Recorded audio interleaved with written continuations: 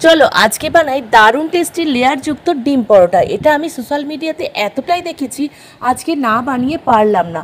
সত্যি এটা এতটাই টেস্টি, তোমরা একবার বানালে বারবার বানাবে, এটা আমার গ্যারেন্টি। প্রথমে একটা বাটিতে 1 চামচ ঘি আর 1 চামচ ময়দা খুব ভালো করে মিশিয়ে রেখে দেবো।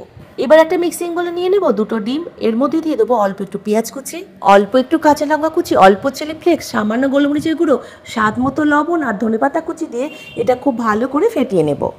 এবার আমি একটা নর্মাল ময়দা মাখার ডো থেকে একটা লেচি কেটে নিয়ে সেটাকে ময়দা গুঁড়ো দিয়ে রুটির মতো গোল করে বেলে তার উপর তৈরি করে রাখা ঘি ময়দার মিশ্রণটা ভালো করে লাগিয়ে ওপর থেকে গুঁড়ো ময়দা ছড়িয়ে চারধার কাট করে এইভাবে স্কোয়ার শেপে মুড়ে নেব। এইভাবে কাট করে মুড়লে পরোটার লেয়ারগুলো খুব ভালো বোঝা যায়। এবার আবারও গুঁড়ো ময়দা ছড়িয়ে বেলে নিয়ে আগে থেকে বানানো ডিমের গোলার মধ্যে রুটিটাকে ভালো করে ডুবিয়ে একটা ফ্রাইং প্যানের মধ্যে অল্প একটু তেল গরম করে এটাকে দিয়ে গ্যাসের ফ্লেম মিডিয়ামে রেখে উল্টে পাল্টে ভালো করে ফ্রাই করব। বাড়িতে অনেক রকমভাবে পরোটা বানায়, কিন্তু প্রথম পুরস্কার পেয়েছে এই ডিম পরোটা।